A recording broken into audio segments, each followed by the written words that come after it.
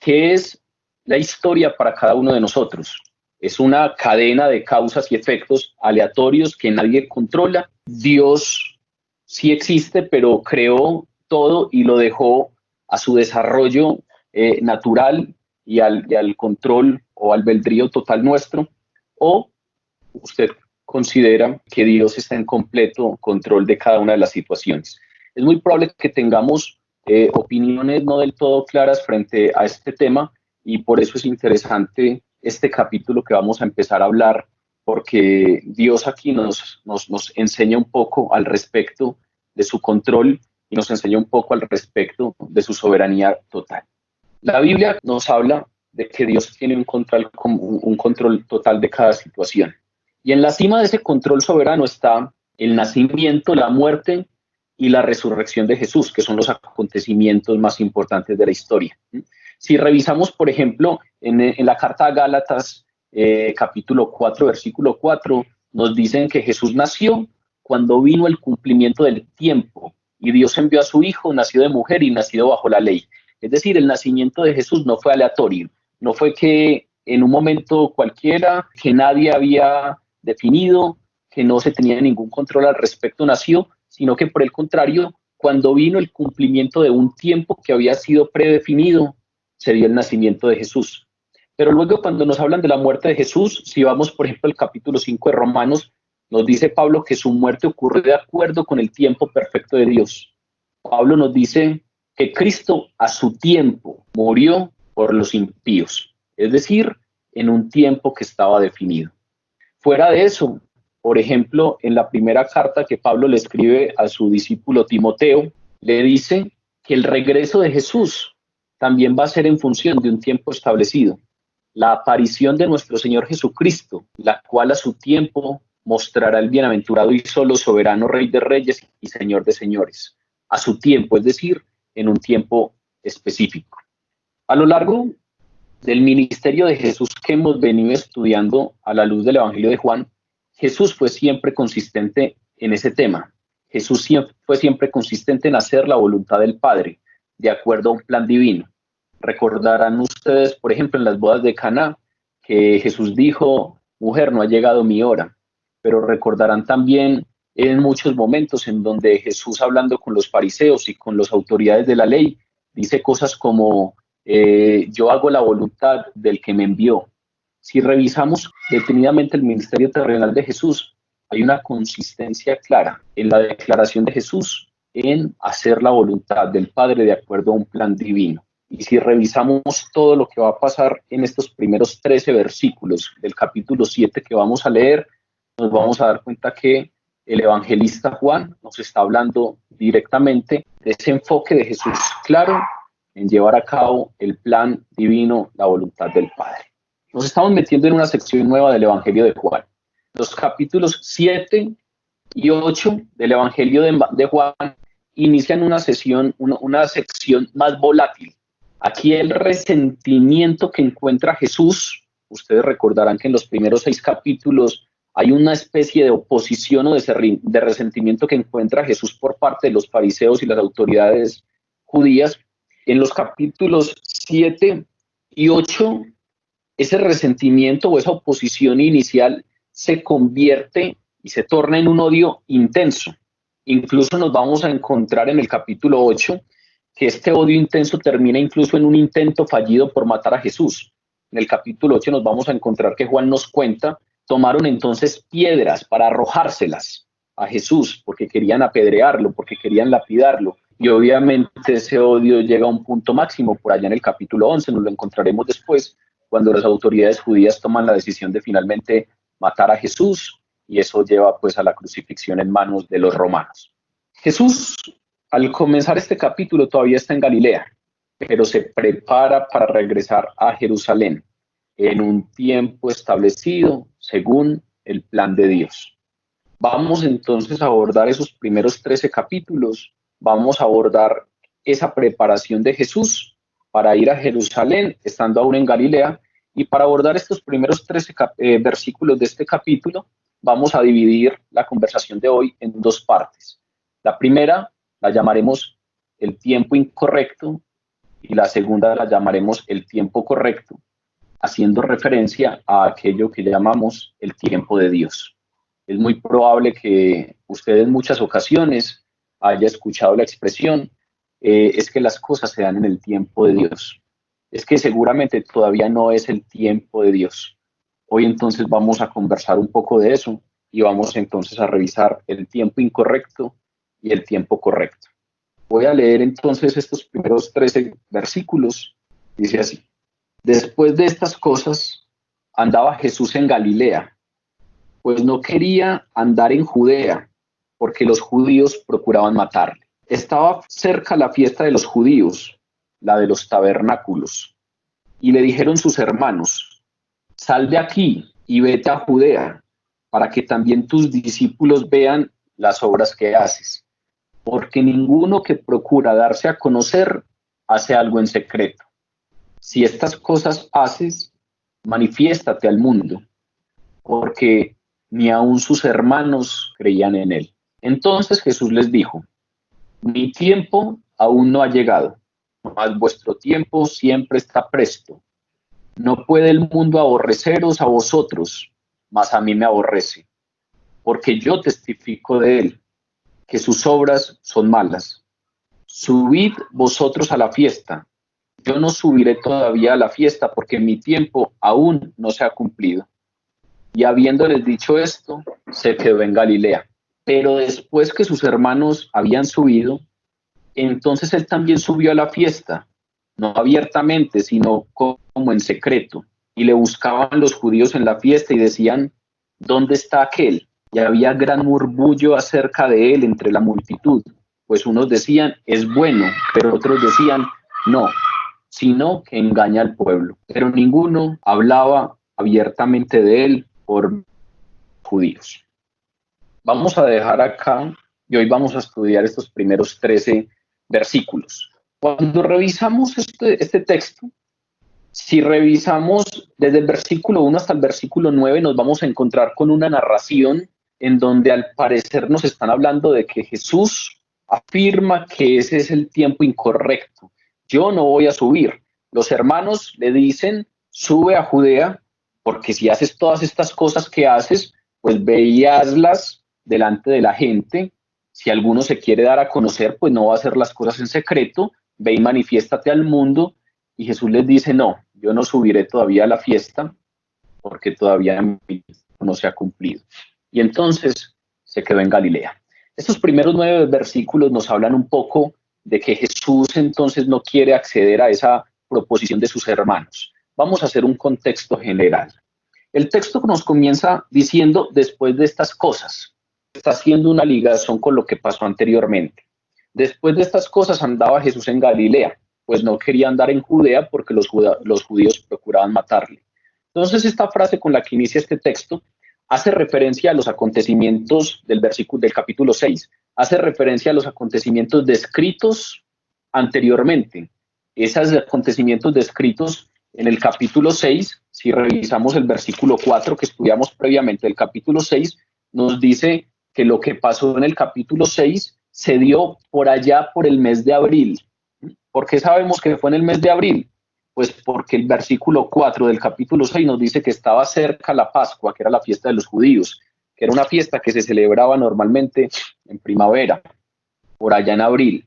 Y entonces en el versículo 6, en el capítulo 6 nos estaban hablando de varias cosas que acontecieron: la alimentación de los 5,000, después Jesús anda sobre el mar, después nos hablan de todo el discurso de que Jesús es el pan de vida, que fue todo lo que vimos las semanas anteriores, y luego venimos al capítulo 7 y Juan empieza haciéndonos una concatenación con lo que pasó antes, después de estas cosas. Es decir, entre el capítulo anterior y este capítulo han pasado más o menos 6 meses. ¿Por qué sabemos eso? Pues porque se estaba acercando la fiesta de los judíos, que era la fiesta de los tabernáculos. Y la fiesta de los tabernáculos normalmente se hace en el mes de octubre. Entonces, en el capítulo 6 estaba muy cerca la Pascua y luego Juan da un salto y nos empieza a hablar de un acontecimiento que se da cerca a la fiesta de los tabernáculos. Es decir, hay más o menos 6 meses de diferencia. En esos 6 meses Juan no registra nada. Pasamos del versículo 71 del capítulo 6 al versículo 7, pero como dije, ahí hay más o menos 6 meses. Juan no registra nada, pues porque el propósito del evangelista Juan no era hacer una biografía exhaustiva de Jesús, no era hacer una cronológica narración de los hechos que acontecieron en el ministerio terrenal de Jesús, sino presentarlo como hijo de Dios y Mesías. Entonces Juan va tomando algunos acontecimientos y los va narrando sin necesariamente dar cuenta de todo. Lo único que nos dice Juan es que durante esos 6 meses Jesús andaba en Galilea, no andaba en Judea porque los judíos procuraban matarle. Es decir, toda esa animadversión por Jesús, toda esa oposición hacia Jesús en Jerusalén había aumentado y entonces él estaba en Galilea. Es lo único que nos dice Juan. Pero si nos vamos a los otros evangelistas anotan que durante estos 6 meses Jesús viajó por toda Galilea. Jesús tuvo un activo ministerio durante esos 6 meses en toda la Galilea. En Mateo, por ejemplo, nos dice que viajó desde Tiro y Sidón, que quedan al noroeste de Galilea, y viajó hasta la Decápolis, que queda en el sureste. Eso lo encontramos por ahí en el Evangelio de Marcos. En este tiempo, si uno revisa los otros evangelios, especialmente el de Marcos y el de Mateo, nos damos cuenta que Jesús en esa época realizó muchos milagros de sanidades en Galilea, expulsó muchos demonios. Marcos, por ejemplo, en el capítulo 15 y en el capítulo 17 nos narra la expulsión de estos demonios. Y fuera de eso, Mateo en su capítulo 15 nos narra otra alimentación milagrosa, que ya no es la alimentación de los 5,000, sino la alimentación de los 4,000. Han pasado 6 meses que no nos narra Juan, en donde Jesús ha estado activo en su ministerio, no ha ido a Judea por miedo a que lo maten o porque los judíos procuraban matarle, más bien para ser fieles al texto, y se quedó en Galilea y ha venido predicando, realizando sanidades milagrosas, expulsando demonios, y Mateo nos habla de la alimentación de los 4,000. ¿Sí? Sin embargo, cuando revisamos esos evangelios sinópticos, nos vamos a dar cuenta que la mayor parte del tiempo de estos 6 meses, Jesús pasó instruyendo a los 12. La mayor parte del tiempo de estos 6 meses, entre el capítulo 6 y el 7, Jesús la dedicó a instruir a los 12. Les enseñó muchas cosas. Si ustedes leen el Evangelio de Mateo desde el capítulo 16 hasta el 18, se van a dar que son capítulos que se dan en este momento en donde Jesús les está mucho tiempo con sus discípulos y les enseña muchas cosas. Por ejemplo, les habló por primera vez de que iba a ser rechazado, les habló por primera vez de la crucifixión y les habló por primera vez de la resurrección. También, por ejemplo, se reveló a su círculo más íntimo. Recuerden que dentro de los discípulos, dentro de los 12, había un círculo más íntimo que era Pedro, Santiago y Juan. La transfiguración que nos narra Mateo ocurre en estos 6 meses, pero en general Jesús, aunque hizo milagros en este tiempo, expulsó demonios, dedicó la mayor cantidad del tiempo a la instrucción de los 12. Y esto es muy significativo. Es muy significativo que Jesús solo pasó 2 días con la multitud grande, que fue todo lo que acabamos de ver en el capítulo 6. Eran tal vez más de 20,000 personas y Jesús solamente pasó 2 días con ellos, pero estuvo 6 meses de manera intensa con los 12, dedicado a sus discípulos, enseñándoles todo lo que debía enseñarles. ¿Por qué? Porque el enfoque del ministerio de Jesús no estaba en las reuniones masivas, sino en el discipulado. Le dedicó su tiempo y su esfuerzo a este grupo de hombres que llevaría a cabo su ministerio después de la partida, después de la ascensión. Durante este tiempo Jesús entonces nos dice la palabra que se quedó en Galilea porque no quería ir a Judea. ¿Por qué? Porque los judíos procuraban matarle. En Jerusalén, en Judea, los sentimientos de hostilidad hacia Jesús ya habían llegado a un punto en el cual los líderes judíos lo querían muerto. Y por tanto, pues Jesús no quería andar, cuando dice el texto, Jesús no quería andar en Judea, esto quiere decir no quería vivir y ministrar abiertamente allí, porque no había llegado el tiempo determinado en el plan de Dios para los acontecimientos que llevarían a su muerte. Jesús estaba dispuesto a morir Jesús no nos está diciendo que no quiere ir a Judea porque tuviera miedo a morir. Esa es la razón por la cual vino al mundo, sino que la palabra nos está diciendo que el celo de Jesús no estaba en guardar su vida, sino en hacer la voluntad de Dios. Y por lo tanto no quería ir todavía a Judea porque él sabía el desenlace de los acontecimientos, dado lo que estaba pasando con las autoridades judías. Aunque Jesús evitó los peligros, según este primer versículo, Jesús responsablemente evita los peligros, no se aparta en ningún punto de la voluntad de Dios, no se aparta en ningún punto del curso de su deber, porque su celo, vuelvo y repito, no está en guardar su vida, sino en hacer la voluntad de Dios. Ese es un contexto general que más o menos nos permite ubicarnos en qué es lo que está pasando. Están en Galilea, ha pasado bastante tiempo con sus discípulos, y en ese momento se acerca entonces la fiesta de los tabernáculos. ¿Qué es la fiesta de los tabernáculos? La fiesta de los tabernáculos era también una fiesta llamada la fiesta de las enramadas. Duraba 7 días durante el mes judío de Tinri, que es entre septiembre y octubre nuestro. Y el 8º día había una fiesta muy especial. Entonces quedaban 7 días celebrando y el 8º día había una fiesta muy especial. Durante la fiesta las personas no debían trabajar. Durante la fiesta estas fiestas tenían que guardarse y durante esta fiesta las personas construían refugios hechos con ramas y vivían en ellos. Y lo que hacían era traer a la memoria aquellos refugios en los que sus ancestros habían vivido tras salir de Egipto, aquellas pequeñas carpas en las que habían vivido sus ancestros cuando salieron de Egipto. Entonces, los habitantes de la ciudad, en conmemoración de esto, construían lo que llaman las enramadas, y las construían los que vivían en Jerusalén en las azoteas de las casas, y allí pasaban las noches, y los que no vivían en Jerusalén, sino que venían de visita para celebrar la fiesta, construían estas enramadas en las calles y en las plazas, ¿sí? Esa es la fiesta de los tabernáculos. De acuerdo al historiador judío Josefo, del siglo I, que es uno de los grandes historiadores de este siglo, del primer siglo de la Iglesia, la fiesta de los tabernáculos era una de las más populares de las 3 grandes fiestas judías, y entonces era muy concurrida. Ustedes recordarán que lo hemos hablado en otras ocasiones, que hay unas fiestas muy particulares a las que los judíos tienen que asistir: la fiesta de la Pascua, la fiesta de las primicias o la fiesta de las cosechas, y esta fiesta que es la fiesta de los tabernáculos o la fiesta de las enramadas. Entonces todos los varones judíos tenían que asistir, pero fuera de eso, esta era una de las más populares, y entonces la mayoría de judíos en esta época, pues entonces se iban para Jerusalén a celebrarla.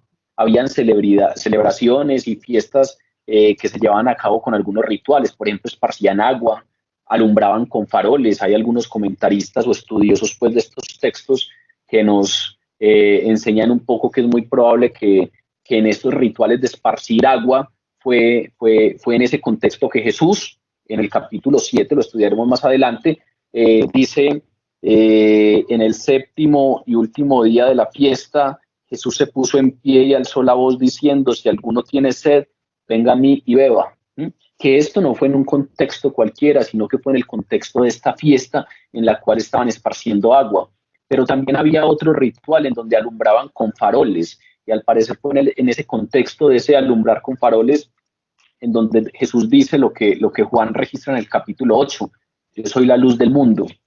Entonces es una fiesta que tiene algunos rituales que a la gente le gusta, que son interesantes, y que por lo tanto se ha hecho una fiesta tremendamente popular. Como la fiesta estaba muy cerca y era una de esas 3 fiestas en que se pedía a todos los hombres judíos que asistieran, los hermanos de Jesús supusieron que él saldría de Galilea e iría a Judea para celebrarla. Y entonces le hicieron una propuesta. Estaba cerca la fiesta de los judíos, la de los tabernáculos, y le dijeron sus hermanos: sal de aquí y vete a Judea, para que también tus discípulos vean las obras que haces, porque ninguno que procura darse a conocer hace algo en secreto. Si estas cosas haces, manifiéstate al mundo, porque ni aun sus hermanos creían en él. Entonces ya sabemos que Jesús ha pasado un buen tiempo con sus discípulos, y sabemos que se acerca esta fiesta, que es una de las fiestas más concurridas y más populares, y también sabemos que la instrucción a todos los varones judíos es que asistan al menos a estas 3 fiestas principales, y entonces muy seguramente los hermanos de Jesús, sabiendo esto, tenían la idea de que Jesús entonces iría a esta fiesta y le dicen: sal ya de acá para que llegues pronto y vete a Judea, para que allí vean todas las obras que tú haces. La palabra nos dice los hermanos de Jesús. Si uno revisa el Evangelio de Mateo, en el capítulo 13, versículo 55, Mateo identifica a los hermanos de Jesús con nombre propio. Mateo dice en el capítulo 15, voy a leerlo, versículo 33, perdón, capítulo 13, versículo 55. Aconteció que cuando terminó Jesús estas parábolas, se fue de allí, y venido a su tierra, a Nazaret, les enseñaba en la sinagoga de ellos, de tal manera que se maravillaban y decían: ¿de dónde tiene tanta sabiduría y estos milagros? ¿No es este el hijo del carpintero? ¿No se llama a su madre María y sus hermanos Jacobo o Santiago, José, Simón y Judas? ¿No están todas sus hermanas con nosotros? ¿De dónde pues tiene todas estas cosas? Es muy seguro que el evangelista Juan aquí nos está hablando de estas personas. Nos está hablando de que aquellos que están hablando con Jesús y le están diciendo que se vaya para Judea son Santiago, José, Simón y Judas. Y también nos da otro dato sobre ellos, porque ni aun sus hermanos creían en él. En ese momento, estos señores no creían en él. Después sí lo harían. En el primer capítulo de Hechos nos dicen que antes de la llegada del Espíritu Santo estaban todos unánimes en oración cuando oraron para saber quién era el reemplazo de Judas, y nos dice que allí estaban unánimemente en oración con los discípulos, las Marías, las mujeres, y estaba la madre de Jesús y estaban sus hermanos. Entonces sí sabemos que ellos posteriormente creyeron en Jesús, e incluso fueron algunos muy importantes en la iglesia, especialmente Santiago. Santiago se convirtió en la cabeza de la iglesia de Jerusalén, y encontramos en muchas partes, en Hechos de los Apóstoles y en las epístolas de Pablo, que cuando hablan de Santiago, directamente le llaman Santiago el hermano del Señor, para diferenciarlo de Santiago el discípulo. Entonces, sabemos que después creyeron y sabemos que tuvieron unos puestos protagónicos en la iglesia. Entonces sabemos que ellos después creyeron, pero en este momento todavía no creían. Ahora, ¿qué es eso de los hermanos de Jesús? Es muy probable que mientras iba hablando a ustedes, pues se les iban poniendo los pelos de punta por este tema. El texto griego o el término griego con el que aquí se escribe hermanos es un término genérico. Y según este término y según la costumbre de la época, no necesariamente se le llamaba con ese término a quienes fueran hermanos tal y como hoy los conocemos, es decir, hermanos directos porque son hijos del papá y de la mamá, ¿no? Sino que se utilizaba también, según la costumbre de la época, para hacer alusión a lazos familiares posiblemente cercanos, primos en primer grado, en segundo grado, etcétera. Entonces el texto con el que aquí se habla de hermanos es un poco genérico, y por lo tanto es muy probable que también allí haya, que no necesariamente se esté hablando de unos hermanos directos de Jesús, sino que se esté hablando de unos familiares cercanos. Entonces no se está refiriendo a hermanos directos, sino a primos tal vez, y tiene esto una contundencia histórica clara según el término griego y según la costumbre de la época. Lo que sí sabemos y lo que está claro es que los hermanos de Jesús a ese momento no creían en él, sean familiares, sean primos, no creían en él. No estamos hablando de los discípulos, eso sí tiene que quedar claro, porque hay algunos que relacionan hermanos con sus discípulos cercanos. Y ahí, por eso fue importante que comenzáramos con el contexto.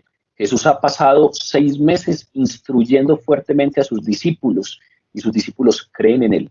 Pero aquí nos están hablando de otros, unos que no creen en él y que son muy cercanos a Jesús, son de la familia de Jesús. Y estos que no creen todavía en él, lo retan a realizar sus milagros abiertamente en ese escenario grande en que se convertía Jerusalén durante la fiesta de los tabernáculos. Es muy probable que estos que hablan con Jesús razonaban que entonces los discípulos de Jesús, cuando aquí habla de discípulos, se está refiriendo a esos discípulos mencionados en el capítulo 6, esos discípulos que eran multitudes que le seguían, pero que dejaron de seguirle y que se volvieron atrás después del discurso del pan de vida. Ellos posiblemente razonaban que sus discípulos de Galilea, de Judea, cuando vieran las obras que él hacía y él mostrara esas obras en Jerusalén, posiblemente podrían volver a creer en él.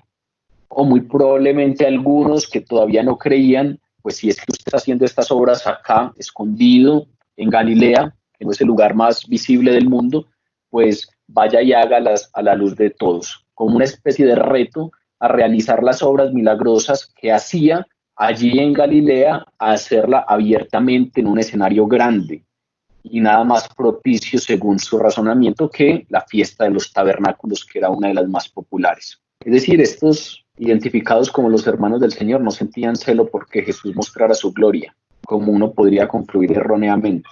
Todo lo contrario, estos ni siquiera creían en él todavía, y sus comentarios parecen tener una motivación doble. Primero, quizás querían ver a Jesús realizando milagros, de modo que ellos mismos pudieran comprobar si sus obras eran auténticas. Querían ver a Jesús ahí puesto en el escenario, realizando milagros a la luz de todos, para ellos también revisar qué era lo que estaba pasando, porque aún no creían en él. Imagínense o pónganse en la postura de estos. Hay alguien que está sanando enfermos, hay alguien que está expulsando demonios, pero no creen en él. ¿De dónde viene el poder de este? ¿De dónde le viene la autoridad para hacer lo que hace? No creían en él. Es muy probable que aunque no creían en él, tenían ahí una duda y una incertidumbre de por qué este tan cercano a nosotros es tan distinto, por qué hace esto, ¿será que sí? ¿Será que no? Y entonces es muy probable que estuvieran pensando en que sería interesante verlo en ese escenario para mirar si esas obras sí eran auténticas. Pero posiblemente también hay otra motivación, y es que tal vez también esperaban un Mesías político. Es decir, así como las multitudes del capítulo 6 que seguían a Jesús, que querían un Mesías político, que querían un Mesías que los liberara del yugo romano, que querían un Mesías que terrenalmente les diera unas condiciones mucho mejores y un esplendor a la nación de Israel similar a la que había tenido en la época de David y Salomón. Y entonces, en el caso de que este sí sea el Mesías, la mejor manera de que se mostrara era que dejara de estar aquí en este rinconcito que es Galilea, tuviera una exposición en Jerusalén, que era el centro político de Israel. Si las autoridades de Jerusalén lo avalaban como Mesías, entonces tal vez ellos también, tal vez ahí sí se convencerían. Y Juan nos da una siguiente declaración de ellos que nos permite entender claramente que es posible que en su pensamiento sí estuviera la idea de ese Mesías político. Versículo 4 dice, porque ninguno que procura darse a conocer hace algo en secreto.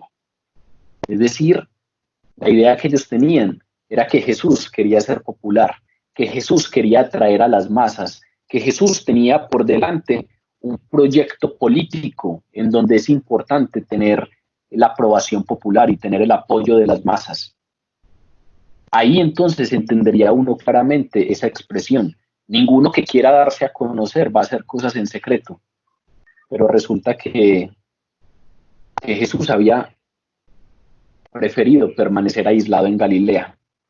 Jesús había preferido permanecer aislado, pasando mucho tiempo con sus discípulos y formándolos. Ese permanecer aislado en Galilea, formando a unos discípulos, parecía ser inconsecuente con la idea que ellos tenían de un Mesías, con la idea que ellos tenían de un proyecto mesiánico. Estos hermanos de Jesús, como la multitud que quería hacerlo rey, no entendían en absoluto la misión del Señor, no entendían en absoluto el proyecto de redención. Y entonces interpretan que lo que Jesús quiere es darse a conocer, interpretan que lo que Jesús quiere es tener el apoyo popular. Y hay un reto final que le lanzan, hay un reto final que revela su duda y su incredulidad. Si estas cosas haces, manifiéstate al mundo. Es decir, si realmente lo que tú dices que haces, si realmente esas sanaciones sí son reales, si realmente esas expulsiones de demonios sí son reales, pues manifiéstese al mundo, deje de hacer eso por aquí en secretico y vaya al centro político de Israel. No sé si a ustedes eso les trae a la cabeza otra expresión casi burlesca que recibe Jesús en la cruz. Es como si esta palabra de los hermanos de Jesús que posteriormente se convierten en sus discípulos y son protagonistas en la historia de la iglesia y ayudan a la difusión de la palabra del Señor, pero en este momento todavía no creen. Es como si esta expresión de ellos presagiara esa incredulidad burlesca de aquel que está crucificado al lado de Jesús, que le dice: si usted sí es Dios, bájese. Si estas cosas haces, manifiéstate al mundo. Si de verdad dices que eres quien eres, pues demuéstrelo. En otras palabras, eso es lo que le está diciendo el ladrón al lado de la cruz. Y en otras palabras, eso es exactamente lo que le están diciendo a aquellos familiares cercanos. Si estas cosas hace, manifiéstese al mundo.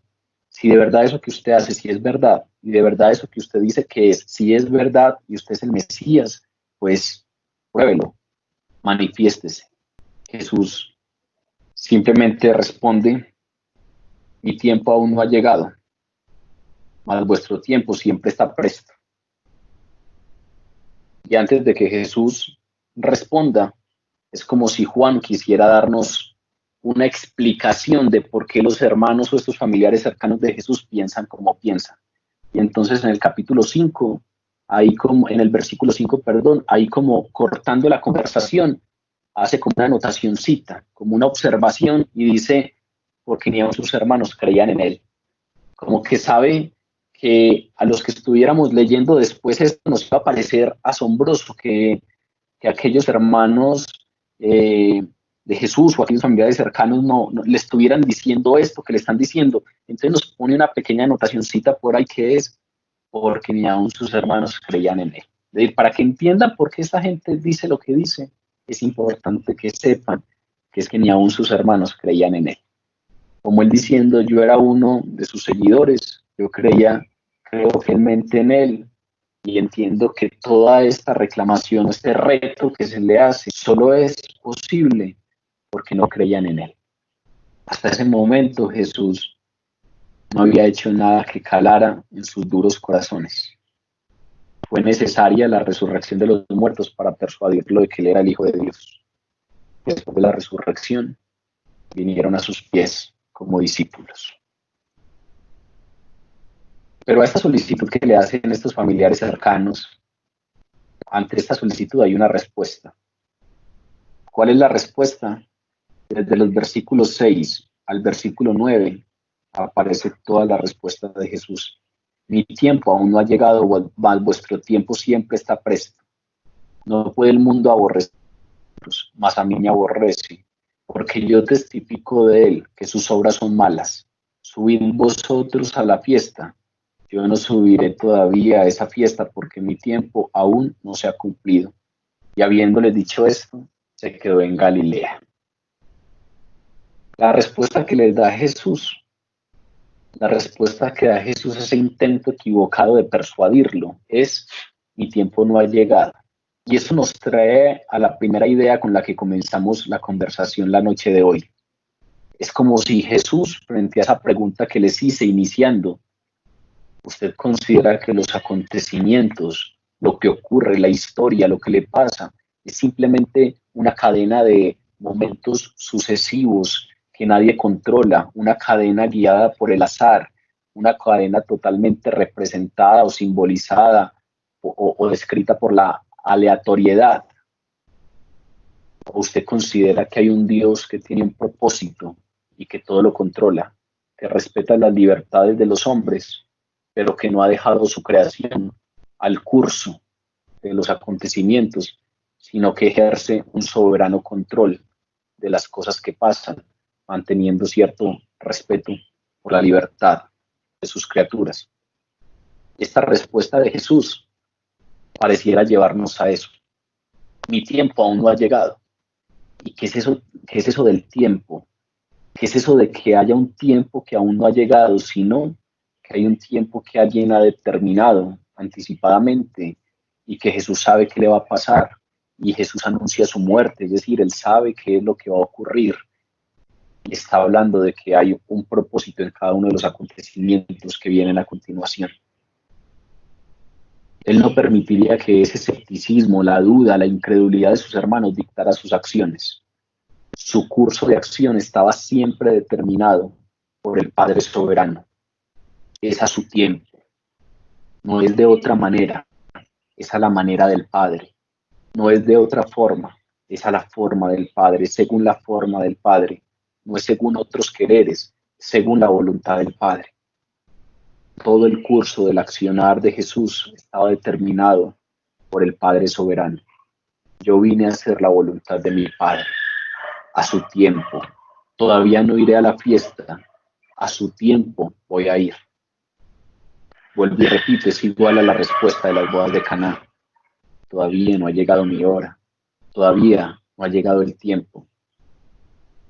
Él no se manifestaría públicamente. La entrada a Jerusalén, que es la que querían sus hermanos en ese momento, la entrada a Jerusalén que nosotros celebramos el Domingo de Ramos, en donde hay una multitud ovacionando esa entrada de Jesús a Jerusalén, para esos meses, para eso todavía falta que llegue la siguiente primavera, porque apenas en la Pascua siguiente Jesús llegaría de esa manera a Jerusalén. Y entonces Él no se manifestaría antes del tiempo justo. Él se manifestaría con esta entrada pública a Jerusalén en el momento elegido por el Padre. Ese tiempo divino entonces todavía falta un poco.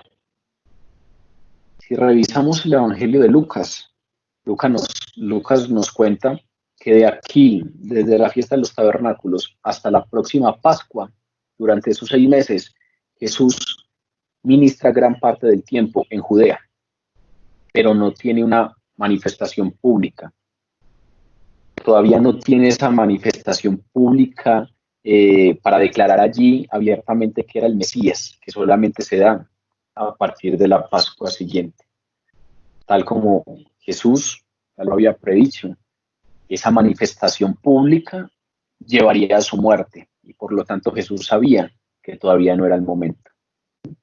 En cambio, dice Jesús, el tiempo de ustedes, el tiempo de vosotros siempre está presto. ¿Qué significa eso de que el tiempo de vosotros siempre está presto?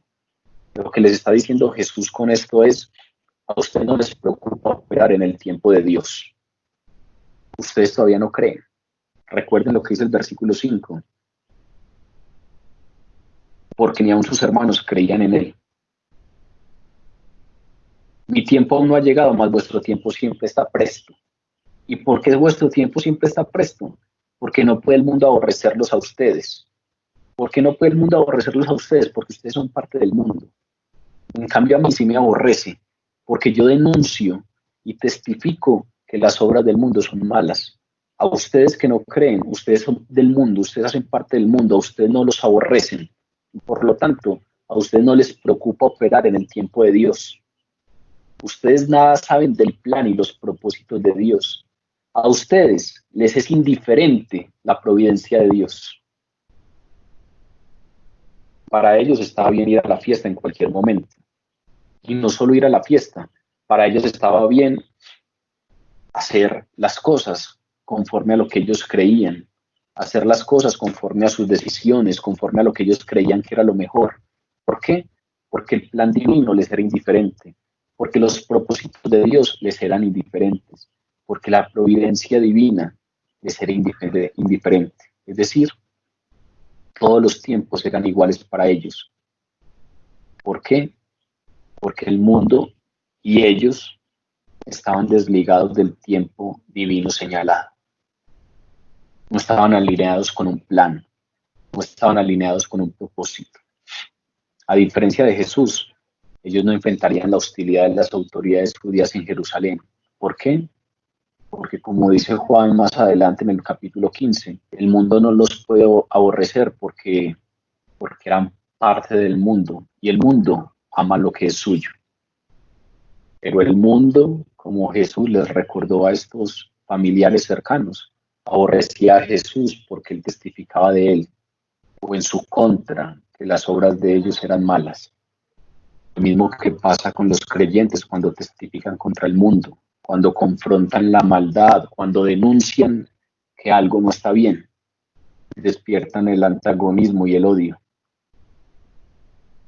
Jesús rechaza cualquier petición y la rechaza con un argumento claro. El tiempo no era el apropiado. ¿Qué les dijo?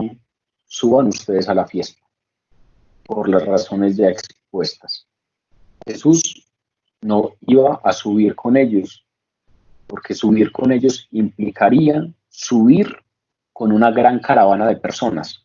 No se les olvide que la fiesta de los tabernáculos era una de las más populares. Según Josefo, la más popular de las fiestas judías en el siglo I.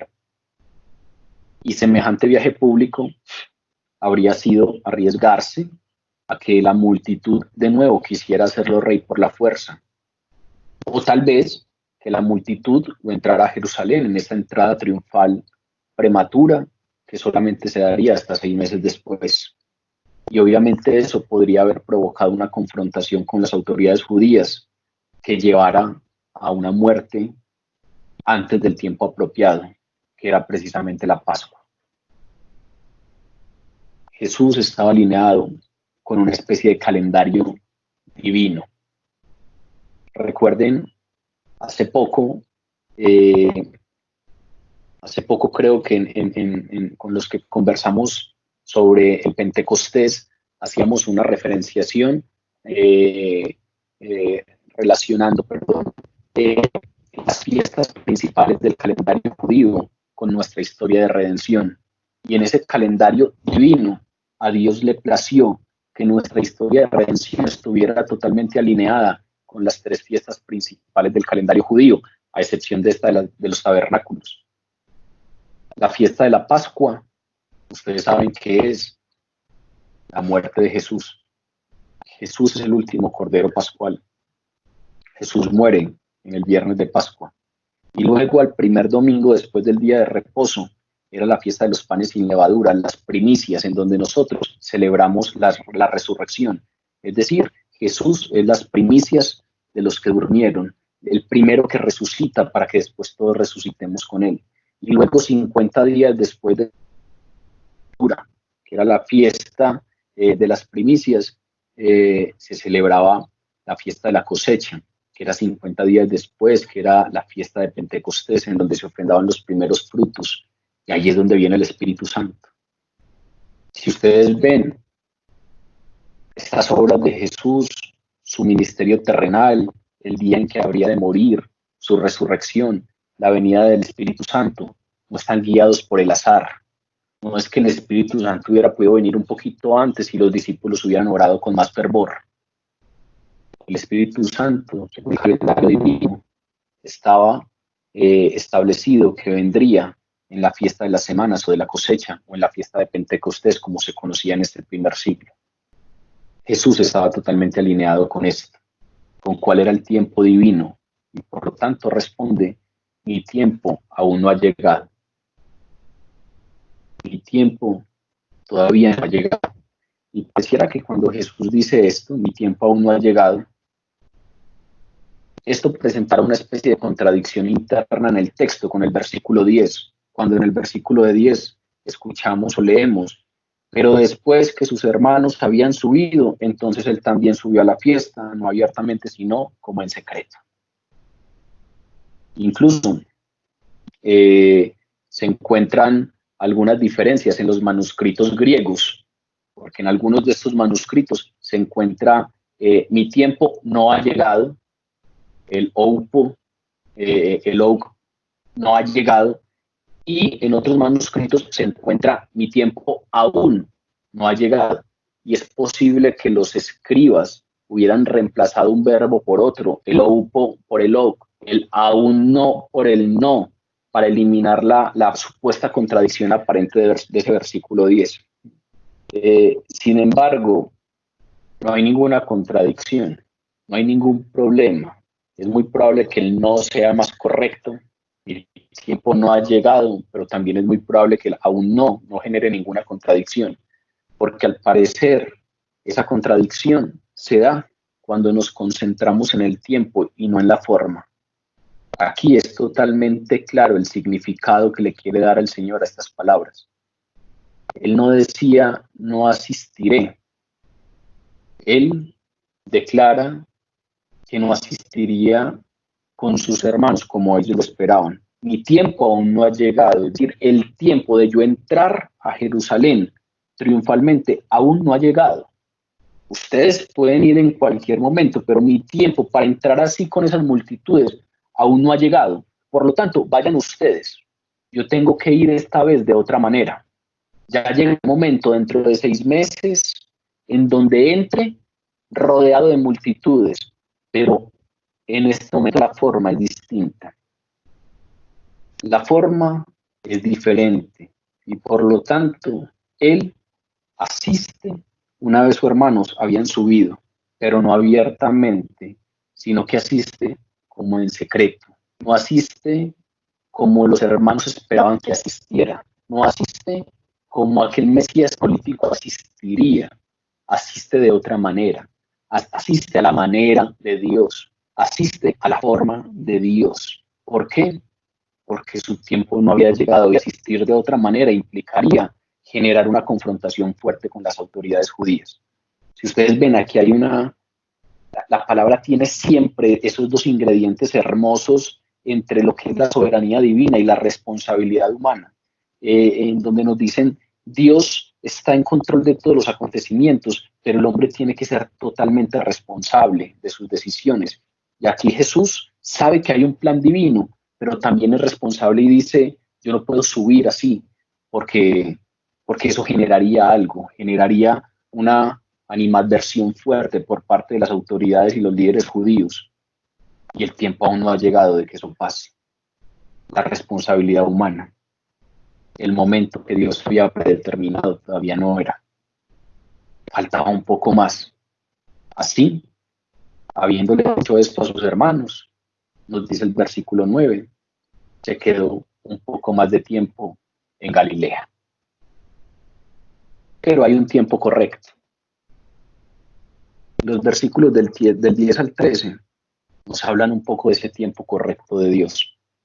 Pero después de que sus hermanos habían subido, entonces él también subió a la fiesta, no abiertamente, sino como en secreto, y le buscaban los judíos en la fiesta y decían, ¿dónde está aquel?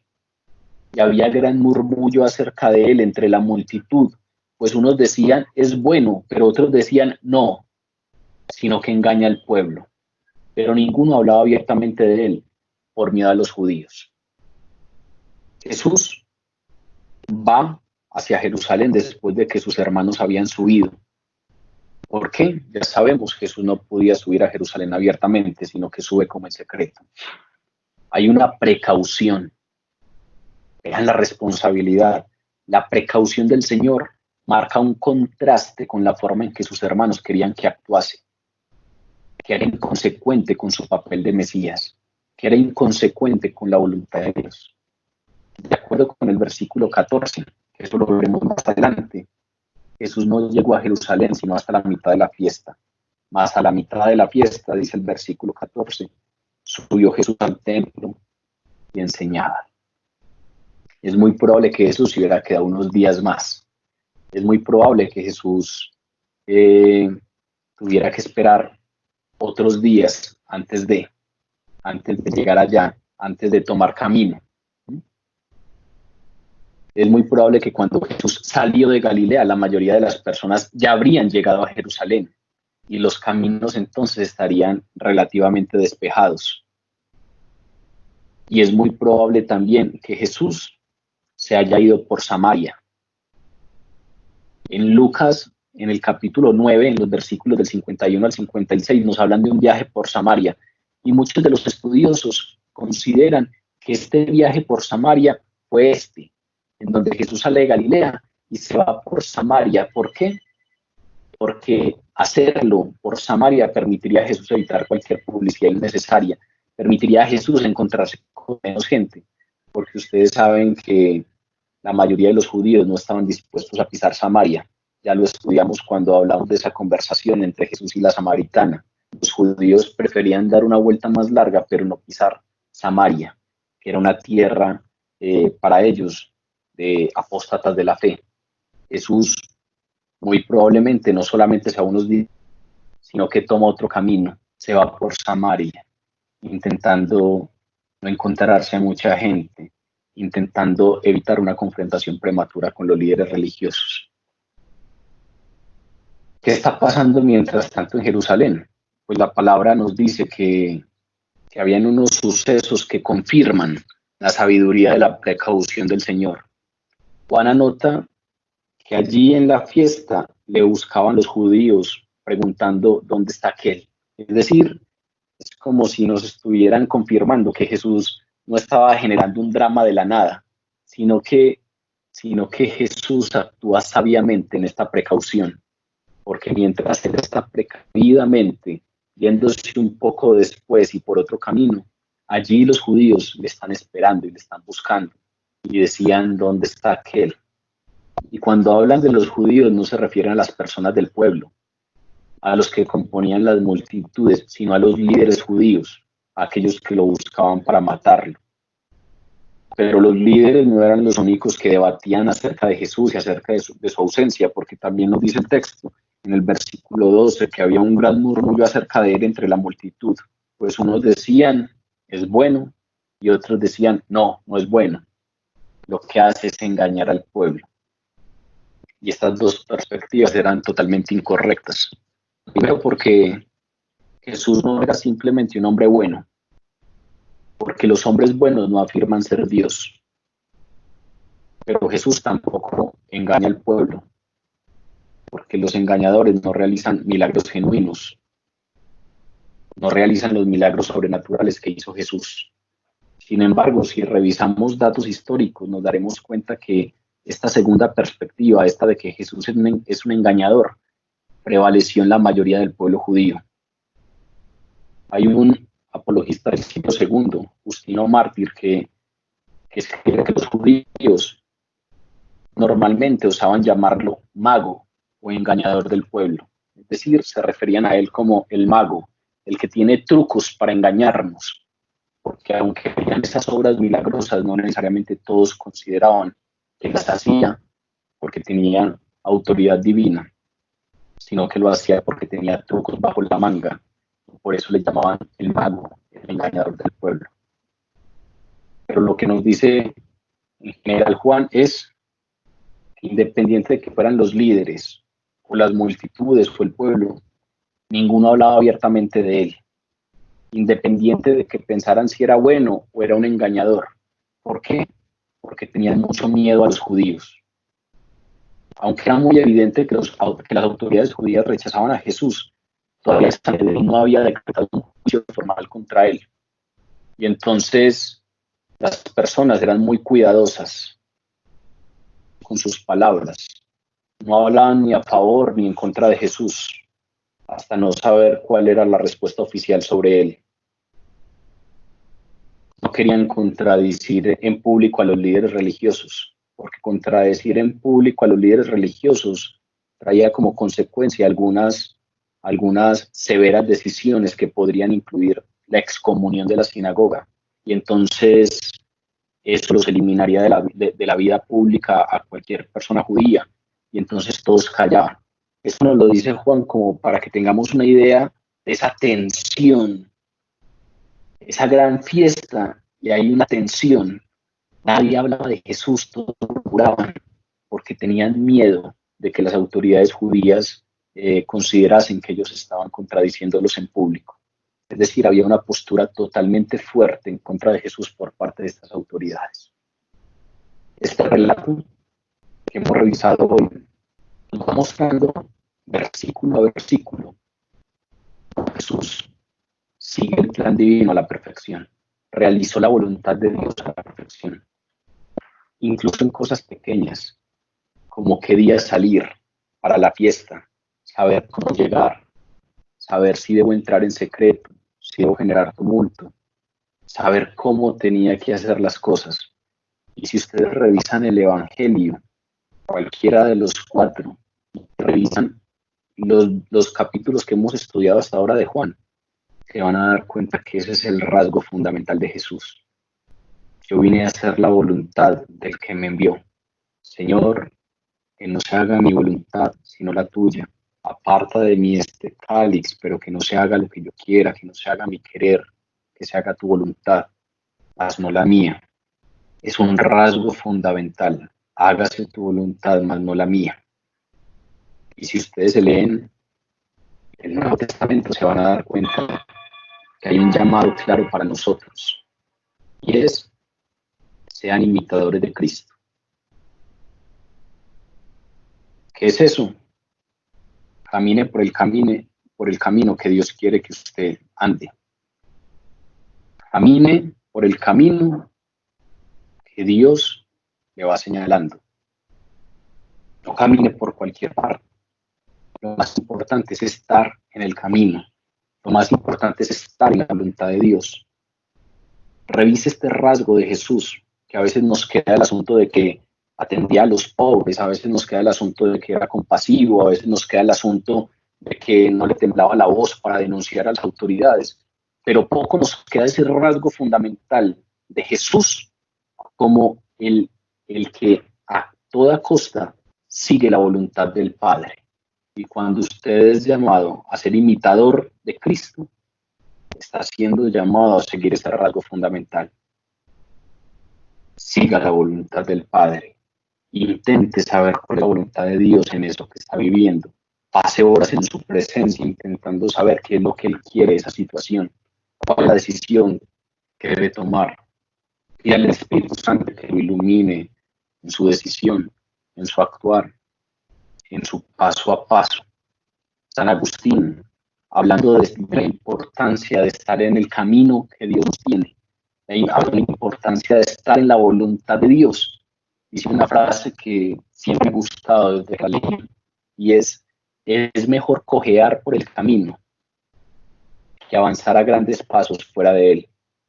Pues quien cojea en el camino, aunque avance poco, se acerca a la meta, mientras que quien va fuera de él, cuanto más corre, más se aleja. Preocúpese de cuál es el plan divino. Preocúpese de la voluntad de Dios y avance allí.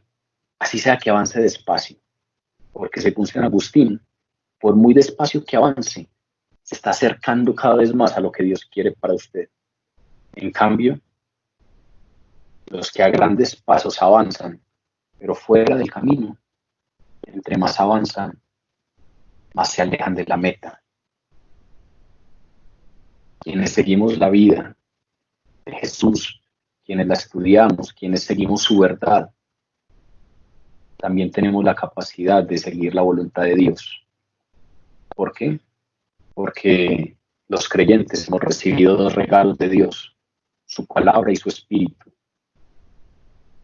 Y leer su palabra nos informa y nos forma acerca de la voluntad de Dios. Y tener su espíritu nos va condicionando para obedecerla.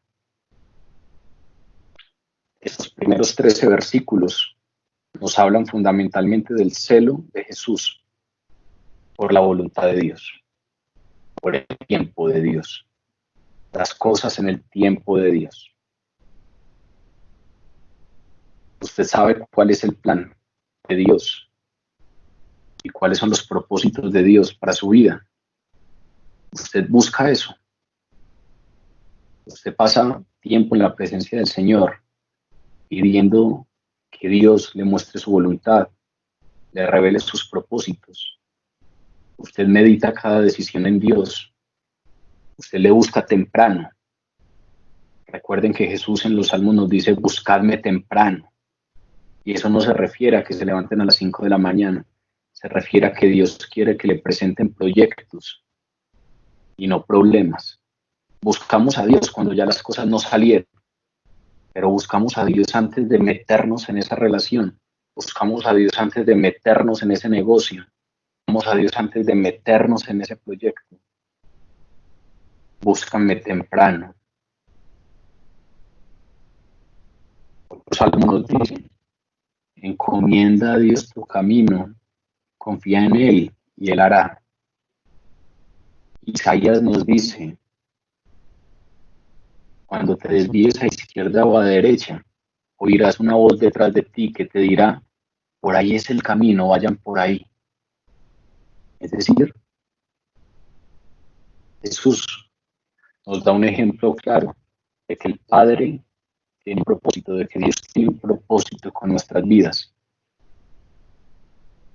y que en una relación con Él podemos tener certeza de que lo que Dios quiere para nosotros.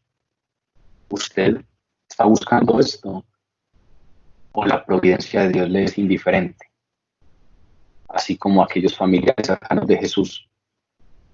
¿Usted está desligado del plan de Dios? ¿A usted le importa el tiempo de Dios y las maneras de Dios y la forma de Dios y lo que Dios tiene pensado para usted? ¿Se descansa usted en la soberanía divina? Recuerden el versículo con el que empezamos. Todas las cosas suceden para el bien de los que le aman. Lo entienda usted o no lo entienda, todas las cosas suceden para el bien de los que le aman. A veces pasamos por situaciones que nos permiten entender esto claramente. A veces pasamos por otras que nos vayan a preguntarnos, pero esto cómo me va a convenir. Entendamos o no lo entendamos, todas las cosas suceden para el bien de los que le aman. Usted se descansa en esta soberanía. Usted se descansa sabiendo que Dios tiene un propósito y todo sucede para su bien, para el bien de los que le aman. O su historia es una sucesión inexplicable de acontecimientos que parecen aleatorios. Hoy hay una pregunta que desde el principio está rondando. Y es una pregunta que cada uno responderá para sí mismo o se responderá en presencia de Dios. Lo que pasa en mi vida es simplemente una sucesión inexplicable de acontecimientos aleatorios que nadie controla, que nadie dirige. O Dios tiene un propósito con todo esto que pasa en mi vida, porque me ama.